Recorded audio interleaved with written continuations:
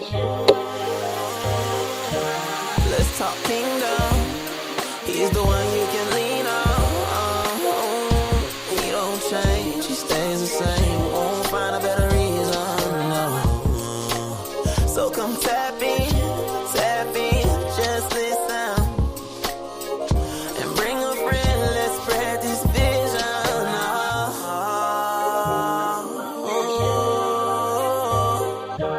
Let's talk kingdom. He's the one you can lean on. He don't change, he stays the same. Won't find a better reason, no. So come tap in, just listen. And bring a friend, let's spread this vision.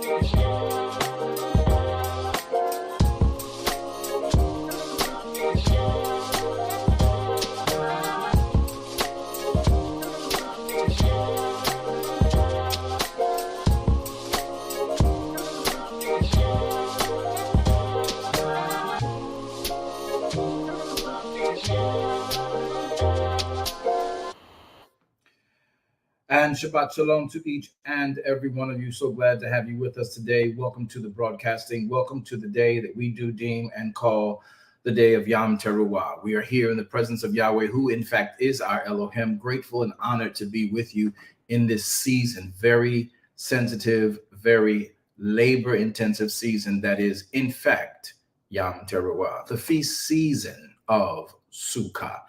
My heart is overjoyed. My mind is not quite ready for everything I need to do in this season and this day, but it has been a very long and interesting day of bringing in Shabbat on so many different continents and so many different nations today.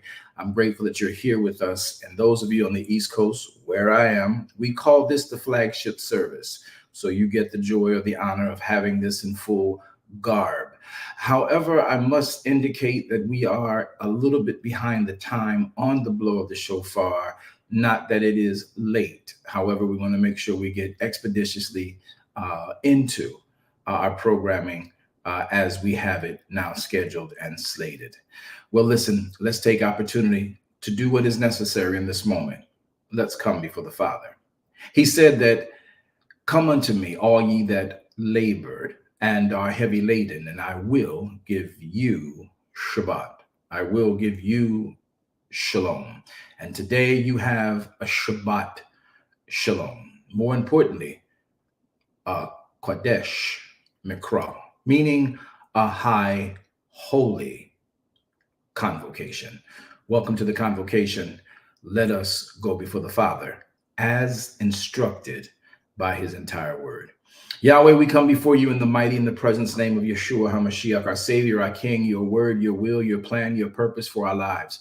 We are as humble today and as simple today as we can be. It is a day, Yahweh, you don't need our fanfare. You don't need our elements, Yahweh, that are about our glory and not shining the light upon your glory. So today, in this day that begins the new year 5785, of your Torah calendar, your creations calendar, we come before you asking to receive us. We know that you're here. We know that your presence is in the earth. The moons and the sky and the stars have already shown their beautiful new moons, their wonderful, full and voluptuous skies, full of your stars that set the signs for the times and definitely for this season. We know that your presence is in the earth. You are Yahweh Shammah. You are El Elyon. You are El Shaddai. You are Elohim, creator of heaven and earth and all that therein dwell. We bow in your presence. And we ask you in this moment of time to hear our hearts cry as we, for one, repent of any and all sin, every possible thing we could have done to transgress your will in this day, at this time, in this last year. We lay at your feet. Father, where we have done what we've wanted to do and where we have disobeyed by omission or by commission the commands of you, we now check ourselves. And we come before you in this new year as you explain the old leaving, the new coming, the new beginnings, and the old mercies, the new mercies, and the ways that you plan to progress us forward by the blowing of your shofar. Help, I pray you this day, our hearts to fall prostrate before you, our souls to lay prostrate before you in earnest reverence of who you are and why you are in our lives. We come to the feast because you ask for our presence. You come to bless us with your shalom and your seasonal empowerments and endoings. We sit in awe of you. We come to you believing that you are, and that you are the rewarder of them that diligently seek you. We still wonder from day to day, Yahweh, who is man that you are full of him in your mind, and who is yet mankind, humanity, that you visit him in these appointed times. Well, Yahweh, I for one am overjoyed. I for one am humbled. I for one am ecstatic. And I for one, in many cases, am ashamed.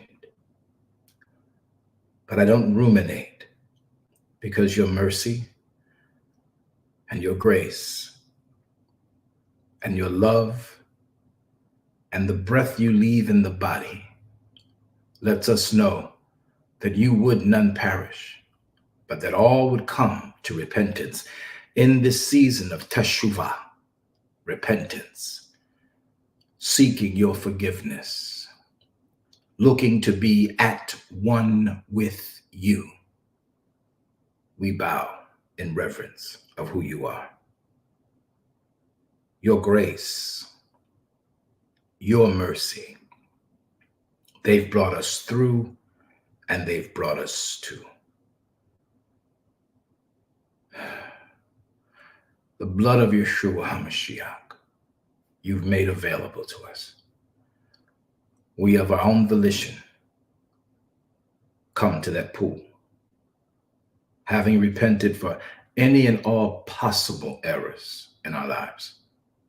And now we ask you, in that blood, though our sins be as scarlet, the blood of Yeshua that will never lose its power makes us whiter than snow.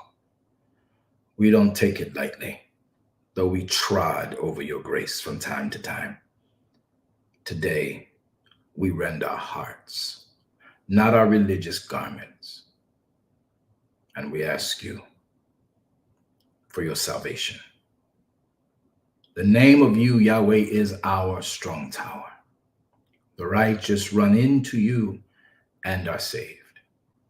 Help now, I pray you, us to see your salvation in the capacity in which you have rendered it, and live it in the way that you have desired. We love and adore you. We magnify and exalt you. Yom Teruah, your timing, your cadence, your head of new year, your ending of one and beginning of another, we accept. In the mighty name of Yeshua HaMashiach. We're going to open your word. We're asking you to please teach us. You show us. Your presence is felt. Your essence is earnest in our souls. We acknowledge you. Have your way. I decrease, we decrease all things that we are, every accolade, every element of success, any piece of glory we think we have attained, we throw it down at your feet in this moment. Teach us that we can learn. Show us that we can finally see. Speak to us that we can hear what your spirit says. This we ask in the name of Yahushua HaMashiach. Amen. Well, shalom and Shabbat shalom. This is the Moedim of Yom Teruah in the season of Sukkah. Yahweh, who is our Elohim, has given a series and set of instructions that have been wanted to be created and followed since he put them forth as an edict. Today, we're going to teach many of you what that looks like. Some of you who've now joined in for the faith because of the conviction in the writ itself. Let us now approach the Father. This service is not for the looky-loo. This is not for the, I want to see what it's about. This is for the livers of the kingdom and this concept of his instructions. You're welcome to stay, but this is for those who live to that end. Let us learn about the Father today. In the book of Leviticus chapter and number 23, you will see the Bible most of the day. We have nothing to do in this day but to bring you the writ, and the writ is the focus of everything. The Bible declares in Leviticus chapter number 23, and I'll make sure that you see him and his word alone.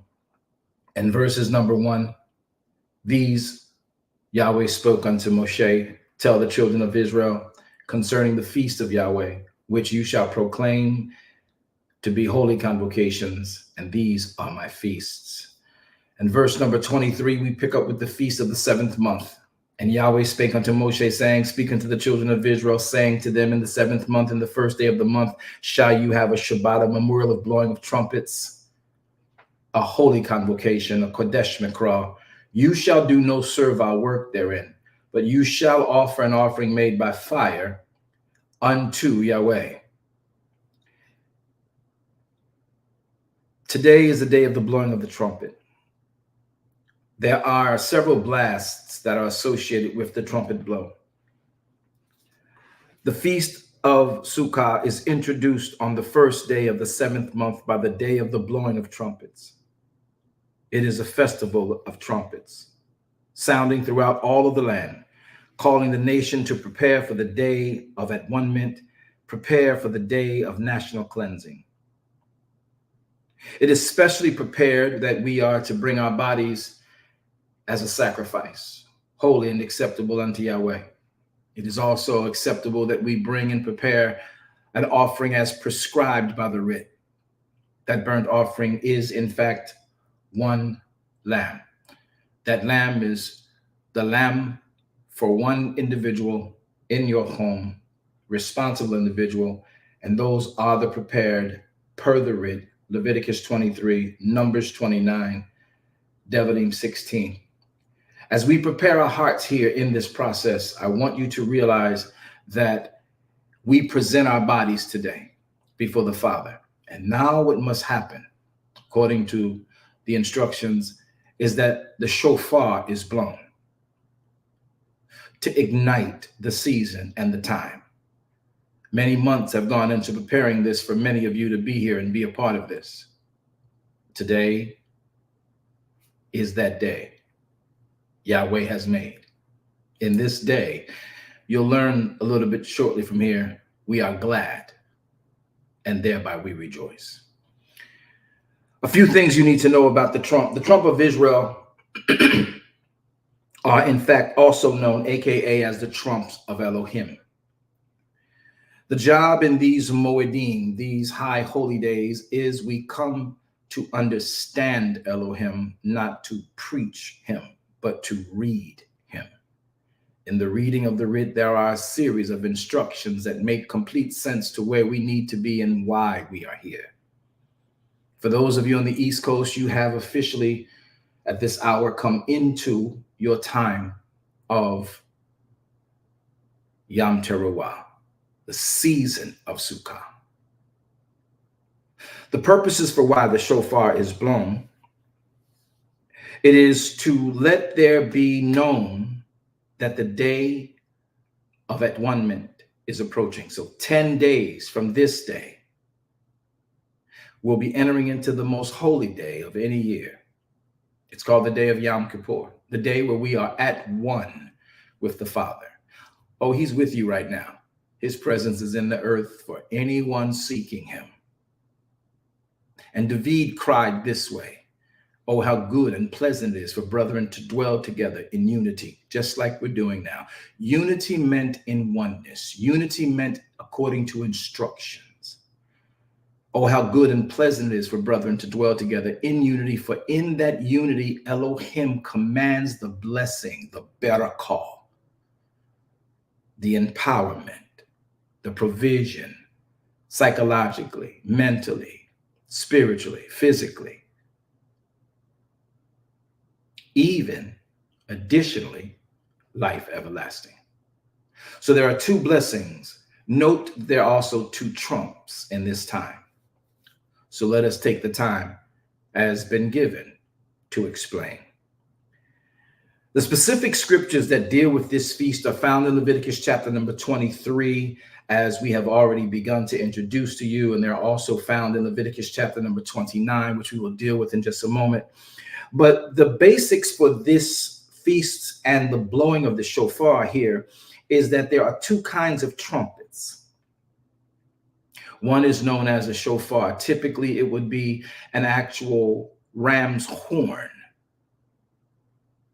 But then there were also horns that were made by the artificeries who would use silver and create a horn, silver representing the horn of redemption, thus the time of atonement, the days of Yamim Norim, when we are to now consider ourselves, our ways, and the things we've done, the places we've been, the ways we've acted, how we've really or did not really keep the word of Elohim over this last 12 months. I want to deal with you understanding the 12 months. Most people who try to teach this new Hebrew and Jewishness of these feasts and celebrating Rosh Hashanah, which is not your celebration.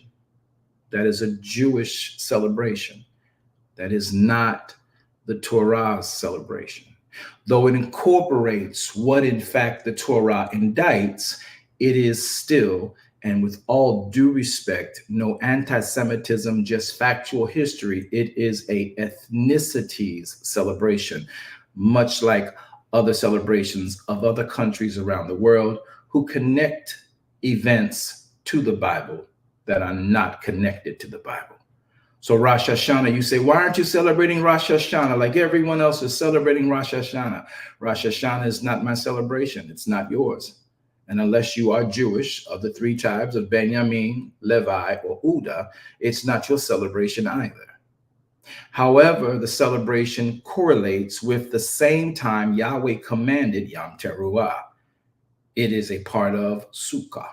And so in the understanding, not Rosh Hashanah, though Rosh Hashanah indicates the head and the beginning of the new year. And for those of you who might wonder, well, why is that so important? Why are you laboring on that? You need to realize you're here to give command to Yahweh. So in what would be considered a Jewish festival of the year, it has also always been held on the first day of Tishri. It marks the blowing of the shofar. And it does begin, as we all understand, the 10 days of penitence, culminating in the day of Yom Kippur, the day that we pour our hearts out before the Father. Joel chapter 2 will bring that out for you to know that you don't rend your garment, you rend your heart. Now, Rosh Hashanah is not a bad thing, but it's not the commanded thing. Yom Teruah is the day we read to you in Leviticus chapter number 23, verses 23 to 25. It indicates that for a 24-hour period of time, you are to blow the shofar, read the writ, fast from the world, not fast from food, but from the world. And in those 24 hours, begin the process of introspection for the next 10 days.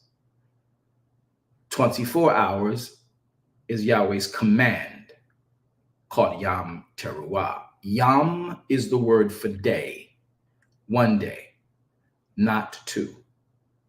So when you get Rosh Hashanah, and though there are wonderful greetings I could give you, I could render you from the Hebrew, English, or any other version you want, it is not the command of Elohim. The command of Elohim is Yom Teruah, the blow of the shofar, which we shall do in just a moment.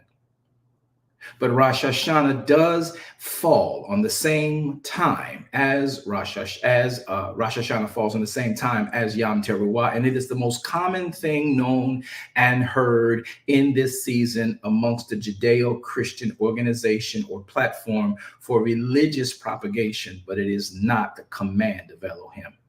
Rosh Hashanah requires 2 days. It's a New Year's celebration. Many don't know the difference between the New Year's. You are going to learn today. Per the writ, I didn't make it up. You're going to read it. But we've made all of these things, given ourselves new reasons, repurposed the plans and the will of Elohim for our own conveniences and made them more exhilarating and more festive. But Yahweh is very sincere and clear. He wants the simplicity of obedience. So Rosh Hashanah and all of its splendor and its wonder, for those of you who are of the Israeli bloodline and those of you who are Jewish, may you celebrate in your peace, your ethnicity, and its holiday. But for those of you who may be of the bloodline of Israel, and those of you who are now Israel by faith, we come before the kingdom to celebrate the edict and mandate Yahweh rendered. Leviticus 23, Numbers 29, Deuteronomy 16. We can go on and on and on. This day is a 24-hour period, not a 48-hour period. It does denote the beginning of the new civil year. I'll break that down after we blow the shofar. But it is also very significant that you comply with the instructions rendered. Yom Teruah is 1 day, not 2 days. Rosh Hashanah is 2 days, not 1 day. There is a difference. It's our job in all of our getting to get understanding. So I love all of the events and the festivities, but I need to keep you mindful. If you desire to go and do all of that which comes with Rosh Hashanah, make sure you've at least given Yahweh this first 24 hours and lock into him. Now, I want you to catch this very quickly as we have now entered into that time and we've passed our day, our time of that. Let us blow the shofar to announce the time of this actual feast. The feast day is particularly called the blowing of the shofar, and it signifies something Israel in the days of Moshe and in Messiah understood and knew. As we now set our hearts, there are 4 blasts that are sometimes known as notes, sometimes known as tones. One of them is called the tekiah. It is a long blast. It doesn't last too long, but it's an attention getter. Then there is the shavarim. It is of 3 short blasts to also gather and bring the assembly of the people together. And then there is also the tekiah. It's a blast of some staccato countenance and cadence, and it's a blast of 9. But then you have also the katia, the tekiah gadal, which is the long, exhausting blast, which will ultimately culminate in becoming the trump of Elohim. So today is a day that Yahweh has purposefully instilled in the believer of his kingdom to hear this sound. For in the day that trump sounds, you need to know this in your heart and in your mind. And Yahweh has infused a rehearsal for said. It's called the Moedim, Yom Teruah.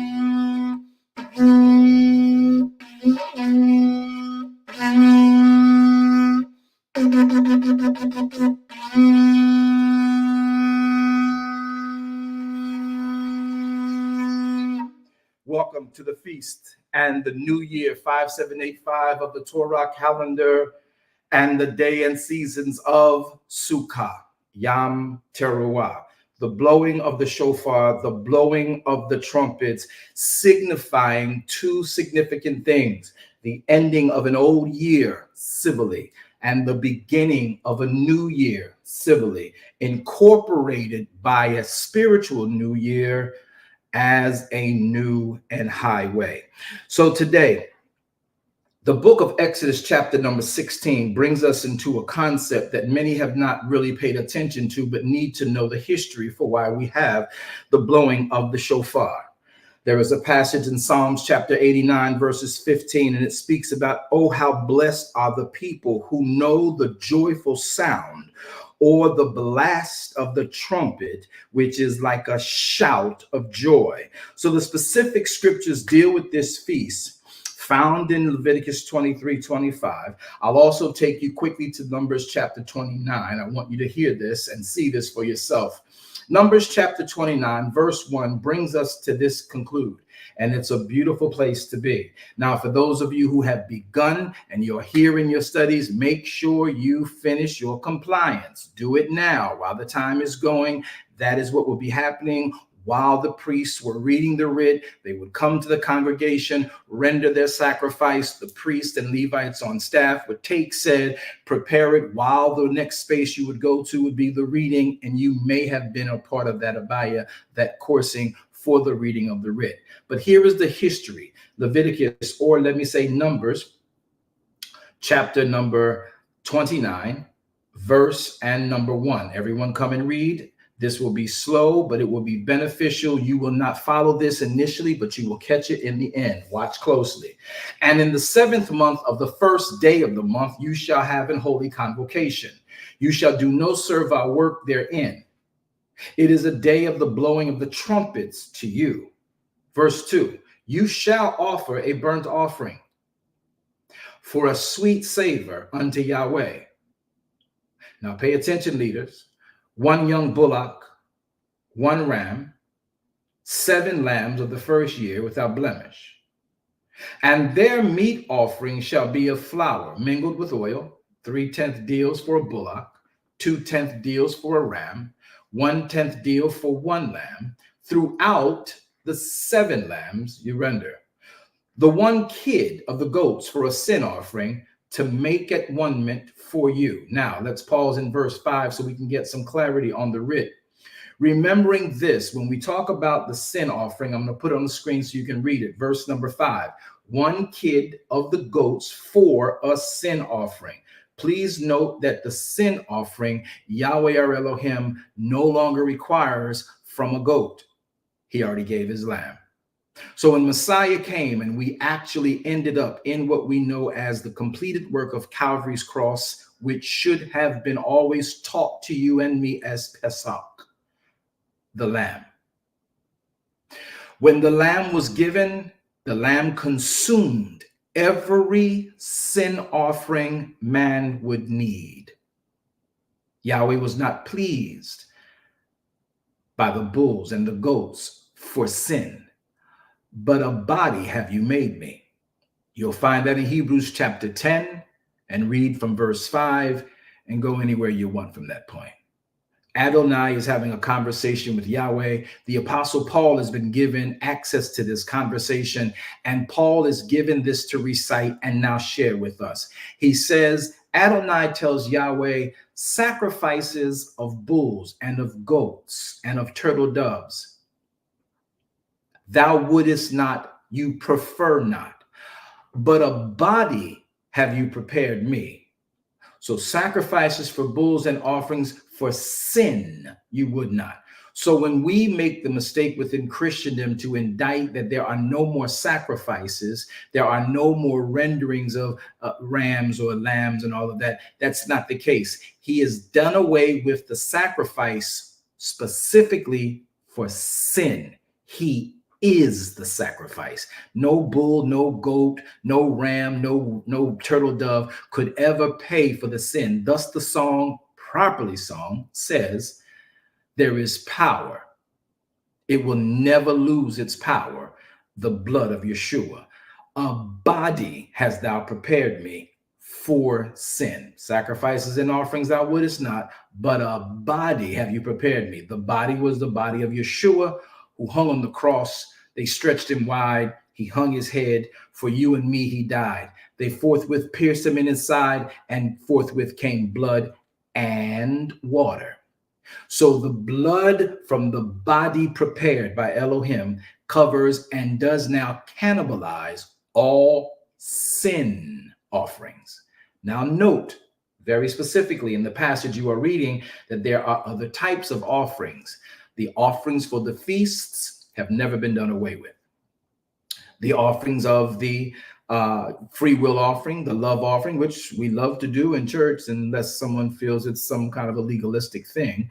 And then you also have the different types of Thanksgiving offerings. All of them are still in place. That's why when you read chapter number 29 here of Numbers, and you go into verse 5, it says, one kid for the goat, one kid of the goats for the purpose of a sin offering, so that you can make atonement for you. Remembering again, we no longer give a sin offering, but we do give the drink offering. We do give the Thanksgiving offering. We do give the first fruits offering. We do give the Pesach offering. We do give the Shavuot offering. We do give the Yom Teruah, Yom Kippur, and Sukkah offering.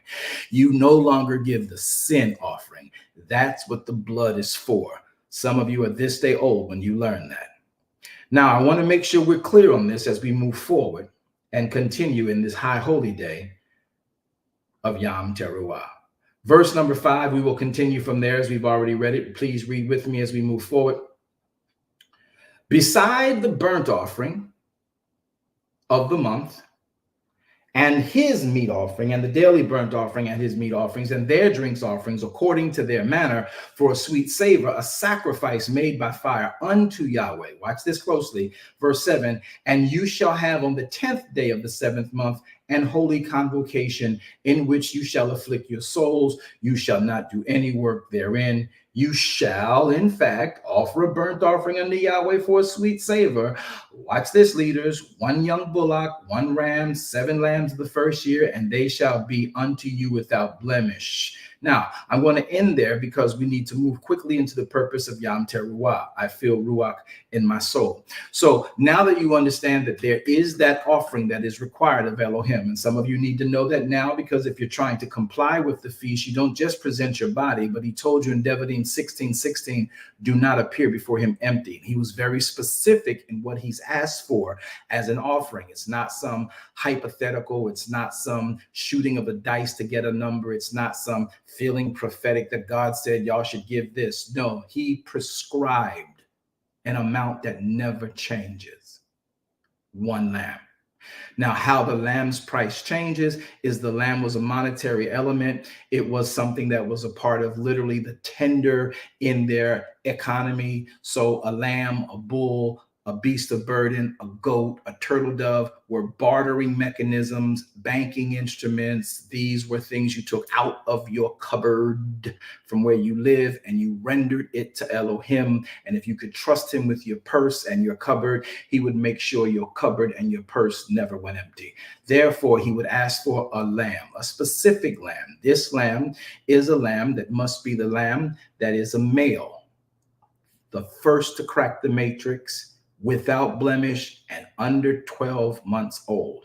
This lamb is a producer. So when you tell Elohim, you want my producing lamb, this will give me more lambs. You want my producing lamb? Yes, I want your producing lamb, because now you're telling me you don't trust in man, you trust in me. I made the lamb. I asked for the lamb. So therefore, you have the process Messiah tried to tell us about in the book of John, chapters 14 and 15, when he says, I am the vine. My Father is the husbandman. Any branch that's in me, or any branch that bears not fruit, the Father takes it away. But any branch that's in me and bears fruit, a lamb that is a producer. Yahweh will, what we call, as he says, prune, cut away, take away that first fruit, that he may give you much more fruit. Now, these are elements that have been far lost by modern day Christendom because we never connected Messiah's words to the elements of the Torah. So when Elohim asks in an actual season of offerings for a particular offering, it has always been an offering that carried seed. Because he's saying, you're trusting me with your seed. I'm going to bring you much more fruit, which in the fruit is the seed of itself. Let that sink in. So for you that need to know in compliance what that looks like, your lamb is one lamb. It is sukkah. It is one lamb per working individual. It is a $330 per lamb, USD per lamb. And that's the cost of that for the feast season of Yom Teruah. That is your compliance. You've now presented your bodies. Now do not come before him empty. So go make sure you've handled that. However you do that during the course of this teaching, you can find that by going to any of the ways that we have available to you on the screens, on the web pages, whatever you have. Make it your responsibility to do that. You're not doing it to this ministry. You're doing it to the command and the instructions of his kingdom. We happen to be what you would call the storehouse. We're not the ones commanding it. It is his charge. Let's continue reading so we know why these things are done in this fashion. Now, look quickly. I want you to catch this. I wish I had some people proclaiming Sukkah because you'll be doing this for 21 days. Now, in fact, Numbers chapter 29, verses 1 through 6, it tells us the significance of the blowing of the trump. Now, there are two types of trumps that we very much know about, and one of them is a trump that is, in fact, the horn of a ram. Sometimes it could be the horn of a bullock, but then there were also the artificers who made the instrument of silver.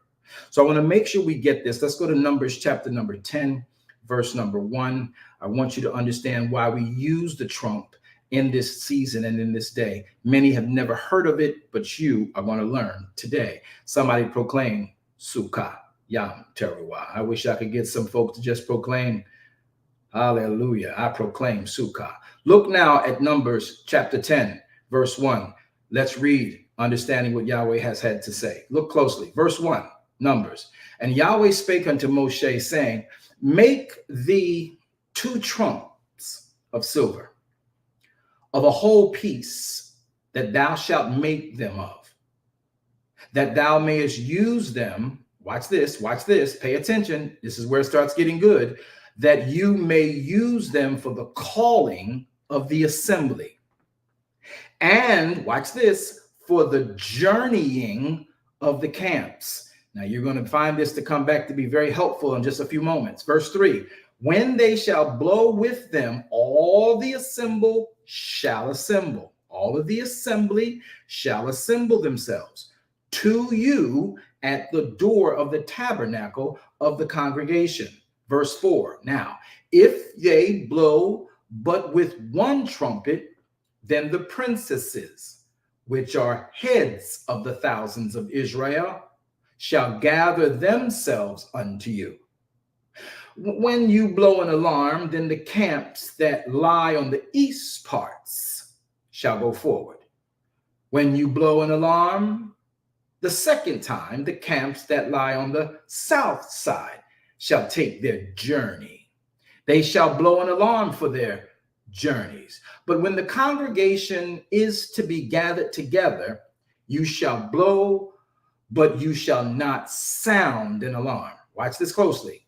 And the sons of Aaron, the priests, shall blow with the trumpets, and they shall be for you an ordinance forever throughout your generations. Look at what he says in verse 9. If you go to war in your land against the enemy that oppresses you, then you shall blow an alarm with the trumpets, and you shall be remembered before Yahweh your Elohim, and you shall be saved from your enemies.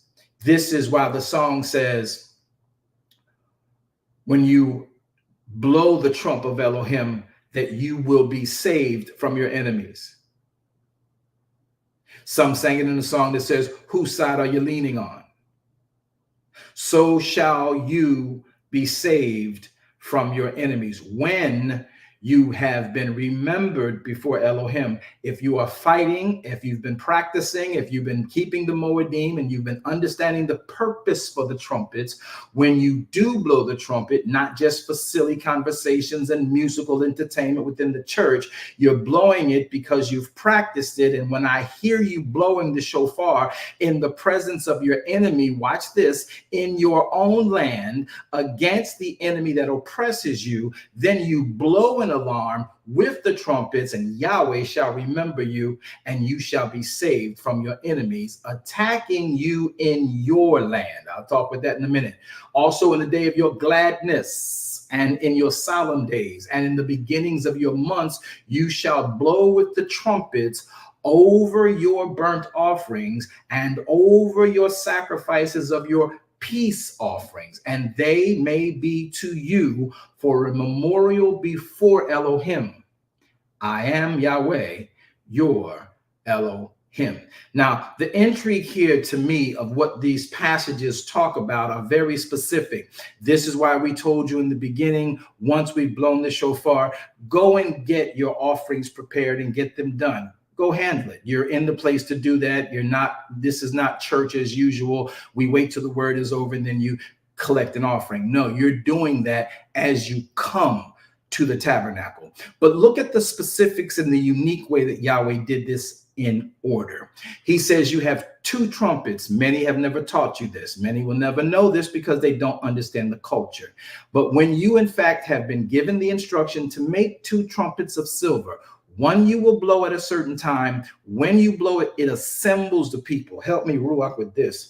He says, blow the trumpet the first time, it assembles the people, brings them together. It's a solemn assembly. That's why when you come into Sukkah, it is a 21-day season. It's an interesting time because you're coming in from an old year. Remember, today starts 5785 of the Torah calendar. 5784 is gone. You are now in a new year. But here's the beauty of the new year that I love so much about what Elohim has done for us when we pay attention to why he's worked what he's worked out on our behalf. Now look at this closely, because when you understand the blowing of the trumps, the feast of the trumpets, the first trump is to assemble. It's the solemn assembly called for in Leviticus 23.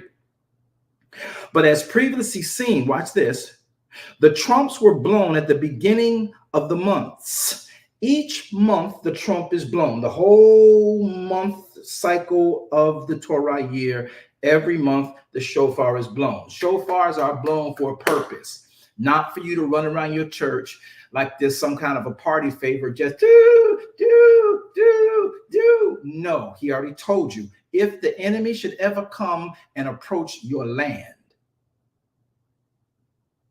and you have been practicing the blowing of the shofar, you understand the significance of the sound. You understand the significance of the order. And if the enemy, while you're on your land, approaches you on your land, you shall blow your shofar, and you will be remembered of Yahweh, and you'll be safe from your enemy. See, we think we can do things all willy-nilly, but Yahweh has a particular plan. I promise you, when I show you the rest of this, you're going to scream and shout for victory. Now watch closely. When you understand the trumpets, they are blown with specificity. There is a unique time in which these shofars, whether you've got a trumpet that you've made of silver, or you have an actual ram's horn, or a different type of horn from a beast that has antlers, you must understand that every month the shofar is blown to signify the month. Every year, the shofar is blown to signify the year. Watch this. Every feast season, the trump is blown to signify the beginning of that feast season, that day of whatever celebration Yahweh has put forth. Now, here is the catch to this. When the beginning of the months happen, it does announce each new moon. The Feast of Tabernacles took place, watch this, on the 7th month. I hope y'all caught this. The Feast of Tabernacles takes place on the 7th month. The Feast of Sukkah the Feast of what you call Tabernacles, aka the booths, aka ingatherings, is what they call the Feast of Tabernacles. It's in the end of the 7th month. Then you have Yom Kippur. It's in the middle of the 7th month. Then you have Yom Teruah, where we are today, the beginning of the 7th month, which actually becomes the end of the cycle of the feasts. Now, if you've not been studying with us, that went over your head. Don't worry about it. We'll catch you up. Don't panic. So now that you understand that there is a system to what Yahweh has, the number 7 isn't just some arbitrary number he utilizes. 7 is a number of completion. Now watch closely, because this is where it gets really good. So when he tells you that in the 7th month, you are to have the beginning. Now, what's the 7th month about? Because by the time they get this, Israel has left Egypt. When they were in Shemot, Exodus chapter number 12, Yahweh says, this month shall be the beginning of months to you. I've already set the Torah calendar. It's already been in place, but now you're going to reset. So the time at that time was Abib. It's now known to us as Nisan, becomes the first of the spiritual year. Please pay attention. Don't get caught up in the language. Don't get caught up in what you don't know. Just listen for absorption. It will click, I promise you. So when Yahweh tells them during the season of Pesach, the spring season, it's called Pesach, there will be a beginning of a spiritual year for you. 7 months from then,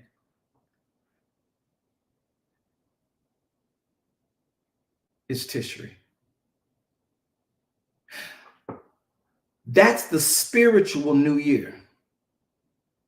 So from Nisan, which is typically between March and April, Nisan, Pesach, the killing of the lamb for sin, the resurrection of the lamb for life. And that's the beginning of the new spiritual year, where we then get the word of Elohim that carries us until this very end, which helps us to bring in the fruit of our obeying the word we were given over that 7-month span. So now, what are we dealing with? This is so good to me.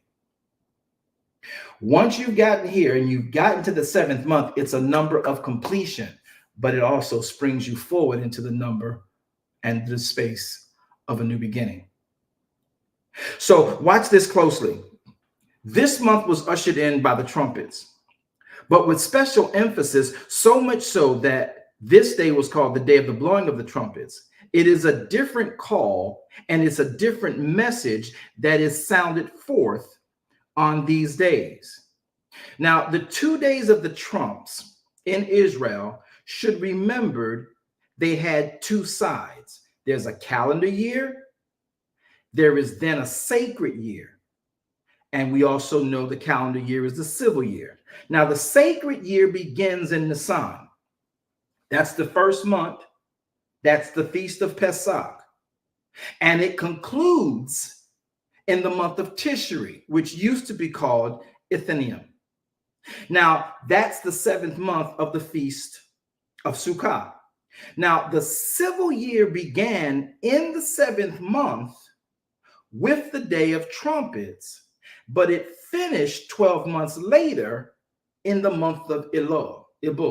Now, Elul is what happens before Tishri, which used to be called Ethium, but there is a civil year that's 12 months from Tishri to Elul, and then you have a spiritual year, sacred year from Nisan unto what you consider to be Tishri today.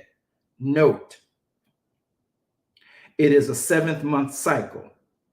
Hence, the 1st month of the sacred year became the 7th month of the civil year. So the 1st month of the sacred year, Nisan, is the 7th month of the civil year that Tishri, which is the 7th month of the sacred year and the head of the year to the civil year, is in. Elohim did all of this in 7s. Now, for those of you who may not care to understand that wonderful fact, that's a mind blow.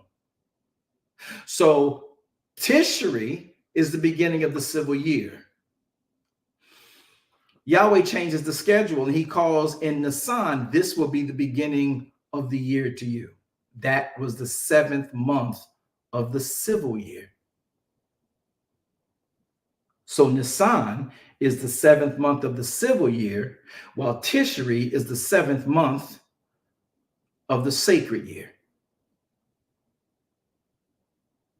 I'll let that sink in at another time.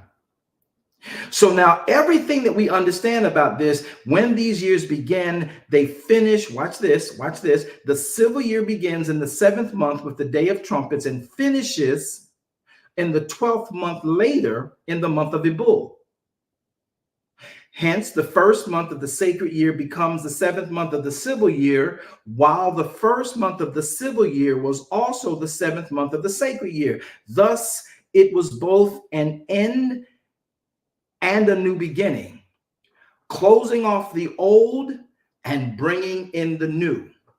Vetting again that the month of Tishri, the feast of Sukkot, is in fact proof that it's the Father's feast, because he is the Aleph, the beginning, the Omega, you call him, and the Tav, the end.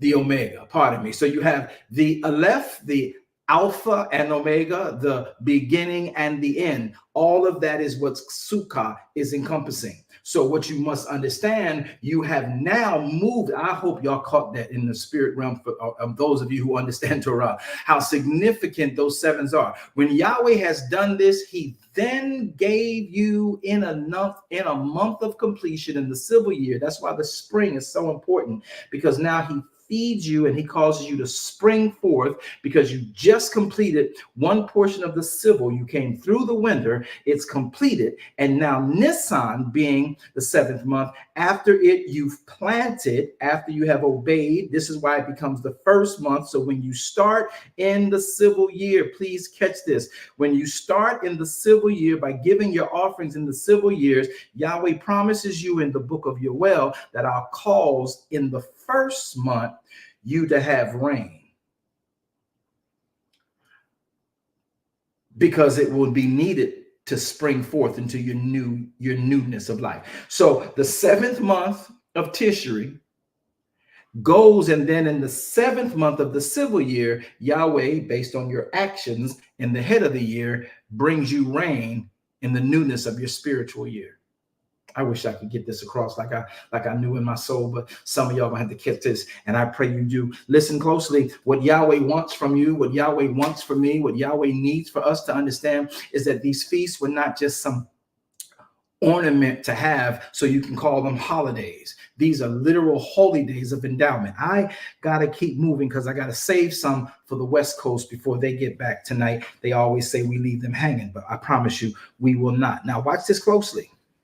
In Leviticus chapter and number 23, you found out that there is a reason for this. Let me take you to Yoel chapter 2. I want y'all to catch this. Don't go nowhere now. Come on. Yoel chapter 2. I didn't make this up. You're reading it yourself. I'll put it on screen for you so you can understand it with clarity. Yoel, the prophet Yoel, chapter and number 2. Look closely at why this is significant. I need y'all to catch this. Now, remember what he says when he says, I want you to blow the trumpet. This is in Numbers chapter 10. I want you to blow the first trumpet to cause the assembly. I want to run, Ruach. Let me hold me down. Listen, he says, I've given you the first trumpet, and I want you to blow that trumpet, and I want the people to assemble. Because we're finishing a year. You're coming to me to be at one about the mess you did in the previous year. And some of you would say, well, wait a minute, Apostle. I get you getting excited about that, but we're not under the law. We're not under this. Let me explain to you. Well, actually, I don't have to, because this is really for those who believe anyway, right? But just for the argument's sake, they would say, well, we got Yeshua now. We don't need any of that stuff. Yes, you do. That's why Yahweh put it in every 12 months. Because even though we have the sacrifice for sin, we still have to make the commitment not to sin. So he says, I want you to consider your ways. He didn't just do that as a cute little writing in the book of Kohelet, in the book of Ecclesiastes, when he told Solomon, consider your ways. Oh, we preached it for holiness sake. We preached this for Baptist sake. We preached it for Methodist sake, but we didn't understand it for Torah's sake. He said, consider your ways. He says, every time I call this assembly, when it gets to the first of the year, not Rosh Hashanah, but Yom Teruah. Which Rosh Hashanah? covers over. But Yom Teruah, I want you to consider your ways. So for the next 10 days before you come see me in Yom Kippur, I want you to have thought about everything you've done in this last year. Because when we pass the 10th of Tishri, you're entering into fruitfulness. And if you don't have the fruit of me, then you don't have the success of me. So what you're ingathering will be mute. It'll be not worth anything. Watch this closely. Because once you've come through Yom Teruah, you've blown the trumpet, you've checked yourself. Now you're going to write down everything positive and negative about yourself, the good, the bad, the ugly, and you bring it before the Father, and you've done what Yoel chapter number 2 is going to tell us. You've rent your heart, not your garments, and you've allowed, watch this, for Yahweh to see inside of you. He's not interested in your outward apparel. He's not interested in your religious garment. He's not interested in the earrings you wore or the bell bottoms you have on, or the pectoral cross you wear, or the collar you wear. He's not interested in that. He wants your heart. Don't play with me. Watch what he does in the book of Yoel. I've got to slow down. I got to slow down. I got to slow down. I got to save this for the West Coast. They'll be mad at me if I don't. Listen, y'all, I want you to read Yoel with me, chapter 2, and I want you to see it for some of y'all the first time in a brand new light, but it was sitting there the whole time. Look at Yoel chapter number 2. Let me move you quickly to it. I got to slow down. He said, slow down, save some, save some. So we know that Yoel chapter 2, look at the passage, look at the text, look at the text, look at the text, look at the text, look at the text, look at the text, look at the text. Blow ye the trumpet in Zion. Sound an alarm in my holy mountain. Let all the inhabitants of the land tremble. Notice he says of the land. That's why you're supposed to be in the land. That's why when you blow the trumpet in the land, when you blow the trumpet in the land, Yahweh will remember you and nothing can harm you. I want y'all to catch this. Look at this closely. I got to get back to this. Ruach, help me. Blow the trumpet in Zion, sound an alarm in my holy mountain. Let all the inhabitants of the land tremble, for the day of Yahweh comes, for it is nigh at hand. A day of darkness, of gloominess, a day of clouds and thick darkness. This is very good right here. He says, it is as the morning spread upon the mountains, a great people and a strong people. There hath not been ever the like, neither shall be any more after it, even to the years of many generations. A fire devours before them, and behind them a flame that burns. The land, the land, the land, the land, the land, the land is as the Garden of Eden before them, and behind them a desolate wilderness. Yea, yea, yea, yea. And nothing shall escape these people. Verse 4, the appearance of these people as is the appearance of horses, and as horsemen so shall they run. These people, like the noise of chariots on the tops of mountains, shall they leap, like the noise of a flame of fire that devours the stubble, as a strong people set a battle array. Listen, verse 6 says, before the people's face, the people shall be much pained. All faces shall gather blackness when this people approaches. Verse number 7 says, they shall run like mighty men. They shall climb the wall like men of war. They shall march everyone on his ways, and they shall not break their ranks. Somebody say that's kingdom. Just shout it out right now. Say that's kingdom. Type it in the text right now. Say that's kingdom. This is the army of Elohim. Verse 7, they shall run like mighty men. They shall climb the wall like men of war. They shall march everyone on his ways. They shall not break their ranks. Having done all to stand, do what? Stand therefore, having your loins girded about with truth, having your feet shod with the preparation of the gospel of peace, having your breastplate of righteousness on, having your shield of faith, having your sword of spirit, having your helmet of salvation. See, this is what the connection is when Paul wrote this. I need y'all to understand this in clarity. I need y'all to get this. And somebody say that's kingdom. Look at this. Look at this. Look at this. Here we go. Watch. Verse 8, he says, neither shall one thrust another. They won't gossip on each other. They won't backstab each other. They won't talk about each other. They won't plot against each other. They won't lie on each other. These are my army. This is how my kingdom operates. Not no church. This is how the kingdom operates. Neither shall one thrust another. another. They shall walk everyone in his path, minding their own business, doing their own calling. And when they fall upon the sword, they mess up. They shall not be wounded. Oh, y'all didn't hear who this was, did you? Let me help you. Verse 9. They shall run to and fro in the city, blessed in the city, blessed in the field, blessed when I come, blessed when I go. Verse 9. They shall run to and fro in the city. They shall run upon the wall. They shall climb up the houses. They shall enter in at the windows like a thief. The earth shall quake before them. The heavens shall tremble. The sun and the moon shall be dark, and the stars shall withdraw their shining. And Yahweh shall utter his voice before his army. For his camp is very great. For he is strong that executes his word. For the day of Yahweh is great. The day of Yahweh is very terrible. Who can abide it? Now, I want to make sure you catch this next piece here. This is real good to me. This is real good to me. And I want you to pay attention. You've never been taught this, and that's because we've never followed the writ.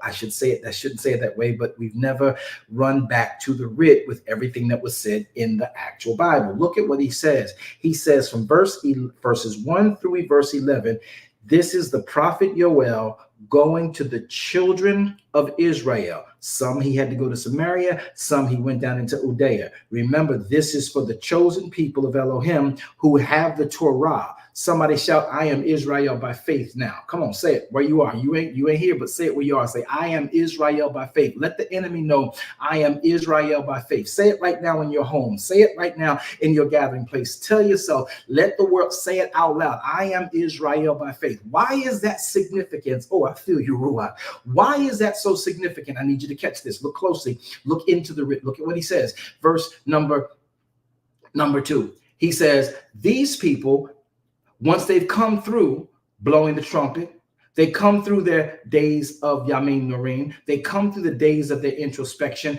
they're going to spread like great people. So what he does is he tells them from verses 2 through 11 that this is the people I have always had to come into the promised land. When they go forward, they're going to go into promise, milk and honey. And the fire of the wilderness from where they came and the Egyptians and the bondage that they had shall be like a burning flame. But when they start approaching the promises that I have for them, eye has not seen, ear has not heard the things that Yahweh has in store for them that love him. When they start to go forward, they will sound like horses and chariots and men. They will be jumping. The sound of them will be like fire jumping and burning in the stubble and the hay. If you've ever heard fire burn, it can be a very intimidating thing if it's out of control. And so what he's telling us is that this is the people, when you look on another people that look at my people, their faces shall be pale and black.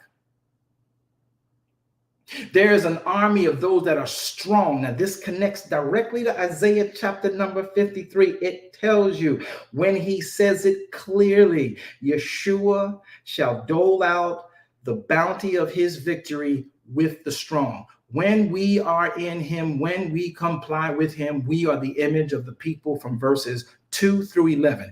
That's who the kingdom is supposed to look like. And Messiah, or pardon me, the prophet Yoel here, by the instruction of Adonai, is telling Israel, this is what y'all supposed to look like. Now let's go to verse 12.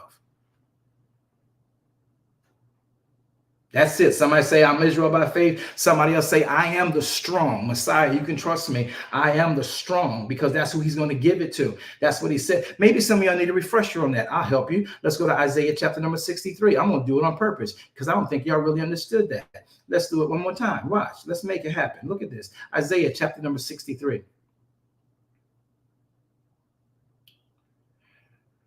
I'm sorry, 53. I said 63. 53. Isaiah 53. Watch this. Who hath believed our report, and to whom is the arm of Yahweh revealed? For he shall grow up before him as a tender plant, as a root out of a dry ground. He shall have no form nor comeliness. Where they shall see him, there is no beauty that we should desire him. Everybody knows we're talking about Yeshua. Verse number 3. He is despised, rejected of men, a man of sorrows, acquainted with grief. We hid, as it were, our faces from him. He was despised. He was esteemed not. We esteemed him not. Surely he hath borne our griefs, carried our sorrows. Yet we did esteem him stricken, smitten of Elohim, and afflicted. Verse 5. But he was wounded for our transgressions. He was bruised for our iniquities. The chastisement of our peace was upon him, and with his stripes we are healed. All we like sheep have gone astray. We have turned every one to his own way, and Yahweh had laid on Yeshua the iniquity of us all. Verse 7, watch this. Yeshua was oppressed. Yeshua was afflicted. Yeshua opened not his mouth. Yeshua was brought as a lamb to the slaughter, and as a sheep before her shearers is dumb, so Yeshua opened not his mouth. Catch this, catch this, catch this. He was taken from prison, from judgment. Who shall declare his generation? He was cut off out of the land of the living. For the transgression of my people was he stricken. Yeshua is the sin offering. The only thing he took out of this world was the sin offering. He is sufficient. Verse 9, and he made his grave with the wicked and the rich in his death, because he had done no violence, neither was there any deceit in his mouth. Verse 10, pay attention, don't get lost. Yet it pleased Yahweh to bruise Yeshua. He put Yeshua to grief. And when he had made his soul an offering for sin, oh, there it is again, he saw his seed, and he then prolonged his seed's days, and the pleasure of Yahweh shall prosper in Yeshua's hand. Verse 11, watch. Yeshua, watch this. Yahweh saw the travail of Yeshua's soul, and Yahweh was satisfied that would take and be the redemptive element. Verse 11 says, by his knowledge shall my righteous servant justify many, for he shall bear their iniquities. Here is your point. Therefore, because of what Yeshua did, because of Pesach, you call it the finished of the cross. Therefore, will I divide him a portion? Therefore, will I divide him a portion with the great, and he shall divide the spoil with the strong. Because Yeshua poured out his soul unto death, he was then numbered with the transgressors. That's me and you. He bare the sin of many. That's me and you. He made true intercession, not this intercessory prayer stuff y'all got going on. He literally died for me. He died for you. Don't intercede. Don't tell me you're an intercessor and you're not dying for something or somebody. He made intercession for the transgressor, because when an intercessor does, an intercessor intercedes. That means that he owed a debt. You owed a debt you couldn't pay. He paid a debt he didn't owe.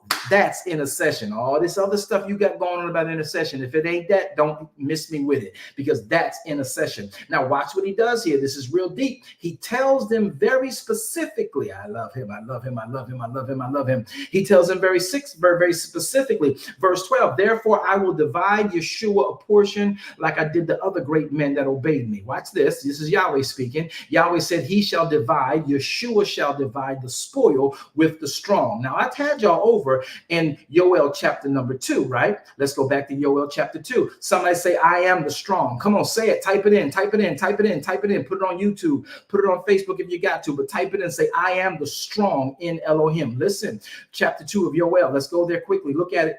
Look at it, reread it so you can see it again. Watch this, watch this, watch this. Blow ye the trumpet in Zion, Yom Teruah. Sound the alarm in my holy mountain. Let all the inhabitants of the land tremble. Those are your days of Yamim Narim, checking yourself, the days of all. For the day, Yom Kippur, of Yahweh is coming. It's nigh at hand. Somebody say it's nigh at hand. The 10th is almost here. You got to catch this in the spirit so you know what you've been doing all these years. A day of darkness and of gloominess, days of clouds and of thick darkness as the morning spread upon the mountains. A great people, only a great people will do this.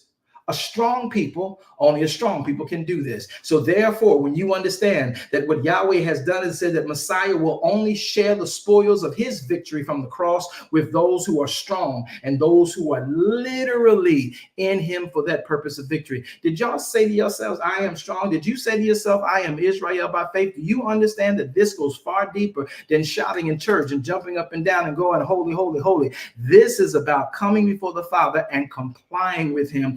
That is a great man of Elohim. That is a strong man of Elohim. And that's who Messiah doles out, makes it rain on the strong. And what does the strong look like? This is so deep to me. What does the strong look like? What does the strong look like? What does the strong look like? I might lose some of you on this one. I hope I don't lose none of you on this one. I hope you catch this right here. What does the strong look like? Joel chapter 2 says, the day of darkness and gloominess, a day of clouds, a day of thick darkness, as the morning spread upon the mountains, a great people, a strong people, there have, watch this, not been ever light, neither shall any more come after it, people, even the years of many generations. Listen to the people. Those people that he's talking about, the way that their lives are to be, should have been, needs to be, a fire devours in front of them. Y'all been singing that song, fire, fire, fire, fire fall on me. Yeah, but when you're strong in Yahweh, a fire devours in front of you. Wherever you go that ain't of Elohim, he burns up all the bad and negativity. A fire devours in front of those strong people, and behind those strong people, a flame burns. Oh, that's so deep to me. The land that they're going into is as the Garden of Eden before them, and behind them, where the flame is burning, is a desolate wilderness. Yea, nothing shall escape these people who are strong and great in him. Somebody say, I'm great, I'm strong in him. It's the compliance. You got to understand this. Verse 4, the appearance of them is as the appearance of horses, and as a horseman, so shall they run. Yeah, I can leap through a mountain. I can run, I can jump over a wall. I can run through a troop. I can leap over a wall. Listen, like the noise of chariots upon the tops of mountains, that's how they leap. Like the noise of a flame of fire that devours stubble, as a strong people set in battle to array. Before, listen, in front of their face, not behind their backs. Help me, Ruach.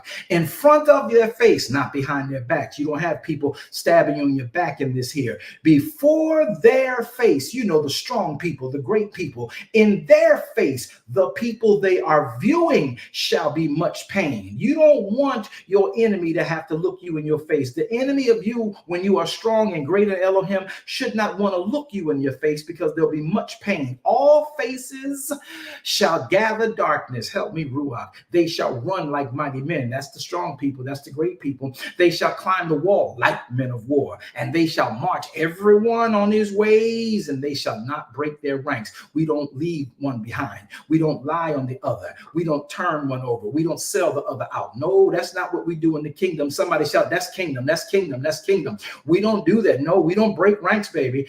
We don't sell somebody out, baby. No, we help our brother. We pick them up. We grab them. We bring them along. They will not, watch this. They do not sell the other out. Watch this. Verse 7. They run like mighty men. They climb a wall like men of war. They march everyone in his own ways. They mind their business. They do their own work. They make sure their work complements the next person's work. They shall not break their ranks. Verse 8, neither shall one thrust another. They shall walk everyone in his path. And when they fall, listen, when they mess up, when they fall upon their own sword, they shall not be wounded. Why are we killing and shooting our wounded in the ministry? Because the kingdom doesn't let, if you've been strong, if you are a part of doing what's required of Elohim, when you're putting yourself in the position to know what you're doing, in keeping Moedim, in keeping the Shabbat, in understanding how to be great and strong in Elohim. That's how he sees you. All that fire in front of you, cool. But sometimes you can fall on your own sword, or maybe fall because a sword came at you, and maybe someone didn't have your left side. But when you fall on that sword, listen to what he said, you shall not be wounded. Why then is it within the church? Someone gets stabbed in the back, in the front, in the chest by themselves, and they are wounded irreparably. That's not the kingdom. They shall fall upon their wound. Why? Because Messiah has given us the understanding that Yahweh is a mender.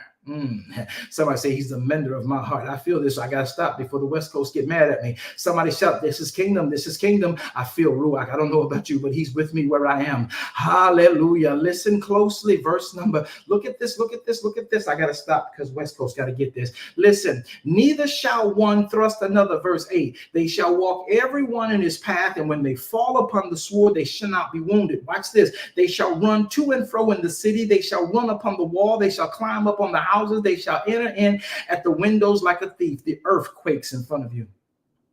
The heavens tremble when you come through.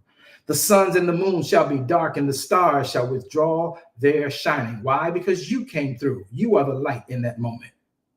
Yahweh shall utter his voice before his army. Are you in his army? Whose side are you leaning on? I'm leaning on Yahweh's side. Huh? Yahweh's voice shall utter in front of his army, for his camp is very great. For he is strong that executes his word. For the day of Yahweh is great and very terrible. Who can abide it? Oh, let me answer that question for you. Only the strong. Only the great. Only the strong. Oh, did y'all get that? Oh, I got to stop. I got to stop because I got to stop. I got to stop. I got to stop. I got to stop because at 9:30 p.m. Eastern Standard Time, which will be sundown for them in the PST, Mountain and Central Times, I got to give the conclusion with that group. Now, I've been teaching this and milking this slow cook, smoking this meat since 6 a.m. Eastern Standard Time today, opening up for everybody's Sabbath, everybody's Yom Teruah, blowing the shofar, being the cantor for everyone. And now we are coming to the point, I'm in my flagship, but I got to wait for the next group that we serve on the West Coast, the Central Mountain Time and Central and Mountain Time and Hawaii. I got to make sure they are coming in. So I got to save just this last piece. I want to spill it so bad. You see it in my face. I'm so red. I just want to tell you the joy of this new beginning, why you come here to Tishri, why you're now moving into 5785 and coming out of 5784. There is a reason. You must understand there's two trumpets.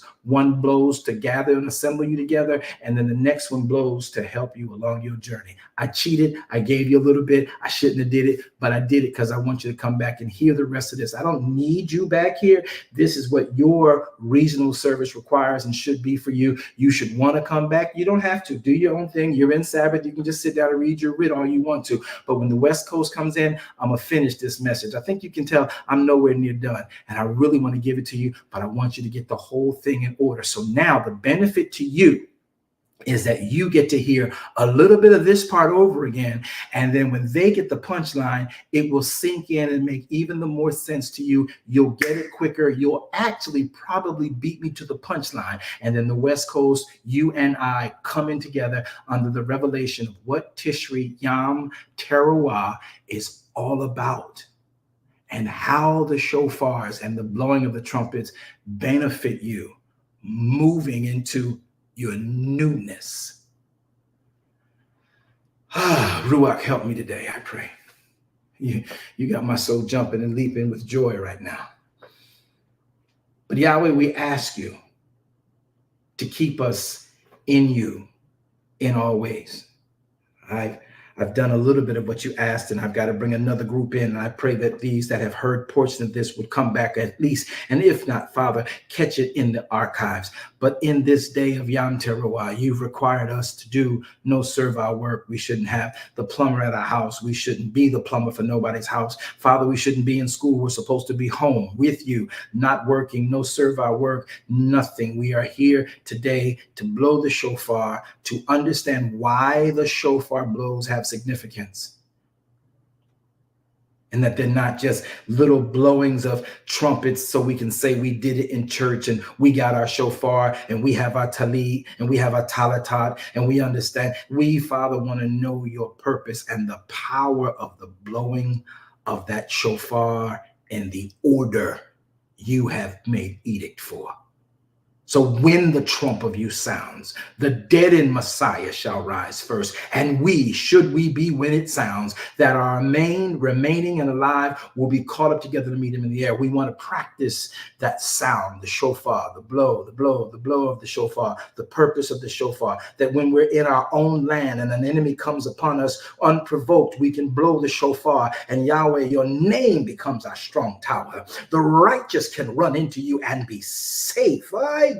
I thank you for who you are and why you are. I thank you for the reveal of what your word says and why you instruct us the way you do. And I ask, Yahweh, anything spoken out of context, anything spoken out of your will, out of your way, be stricken from the record of every pure and earnest believer who desired to hear your word tonight. Let everything be done. Please, I pray the words of my mouth and the meditations of this word have been acceptable in your sight. You're our strength. You're our Redeemer. That's why we're here. I'm not here for Rosh Hashanah, Yahweh. I'm here from Yom Teruah. Teach me about this trumpet blast. Show me about the alarms I have right to sound when I'm on my own land and attacked. Teach me how, if I should follow in your footprints and in your path of edict and run the governances you should indict, that, Father, I then, should I even fall on my own sword, can get up and not be wounded, and yet having done all, stand, having therefore my loins girded, my feet shod, my breastplate of righteousness, my shield of faith, my sword of the Spirit, my helmet of salvation yet intact, and look like you, our Elohim, are able. You are the mender of our heart. And Father, help us that we not break ranks and show kingdom and not so much churchdom. This I pray you in the matchless name of Yahushua HaMashiach. Grace us now, I pray you, until we meet in the next segment at 9:30 p.m. tonight, Eastern Standard Time. Yahweh, help me conclude, please. Please help me conclude this lesson for your people. In the name of Yeshua HaMashiach. Now, East Coast, you have been given a charge and a task. We will talk more about it in just a few hours or so with respects to where we go from here. You are now in Yamim Norim. You have entered into what's called as the 10 days of awe. That's what verse 2 is talking about here in Yoel. That's why he says there'll be in verse 2. Look at verse 2. He says in verse 2, there'll be a day of darkness, gloominess, days of clouds and thick darkness as the morning spread upon the mountain. Watch, because you great people, in order to be great people, you're going to have to check yourself. To be strong people, you got to be able to deal with what you see, because what you find in these days of awe are going to leave you in awe about who you and I really are. Not under the lights, not at the studios, not on the pulpit, but in real life, in a day when Yahweh comes into your home to sit with you. Now, I gotta go. But I want you to come back and get the conclusion to this message. I'm not begging you. There's no sales pitch. You don't give nothing. You give what Yahweh says to give. But this is not some scam or scheme to bring you back. Don't do that. If you're kingdom, you know to be here. If you're not, it was a pleasure having you. Hope sometime you'll join us again. But this is not for the looky-loo. This is for the believer. This is for the kingdom. And this is for the life of the kingdom. I hope 9:30 p.m. Eastern Standard Time. I think it'll be 9:35 Eastern Standard Time. We'll be live back again to bring in the West Coast. Of course, I'll take them to the simple ritual of coming through the blowing of the shofar, but we will then conclude this message. And I promise you, you're going to be surprised what you hear about what this day does for you to enhance your year. May Yahweh bless you and keep you. May Yahweh make his face to shine on you and be gracious unto you. May Yahweh lift his countenance upon you and grant you all 13 attributes of his shalom. Prayerfully, we'll see you shortly. Remember, those of you who have not yet done it, go get your offering in. Go get your lamb. Make your compliance. Leviticus 23, Numbers 29. Get your lamb. Go Go and make it your business to handle what you got to handle. It's a simple process. You know where to go and what to get done. The banner is scrolling at the bottom. Make it your priority to honor him as you've said you desire to, and do what you know Yahweh is required of all of us to do. My job here is done. I will be, well, not done, but I will be back shortly to make sure we can go into what is left of Yom Teruah in the season of Sukkah.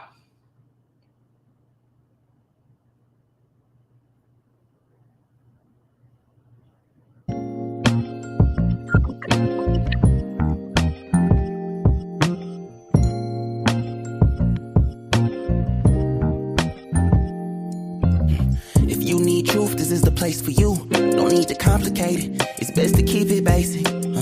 Open the book, the word is self-approved. He's Alpha and Omega, the answer since the early ages. What you should do is learn about the greatest. Just so you know, our door is always open. Let's study together instead of debating. Share our differences. Let love heal all that's broken.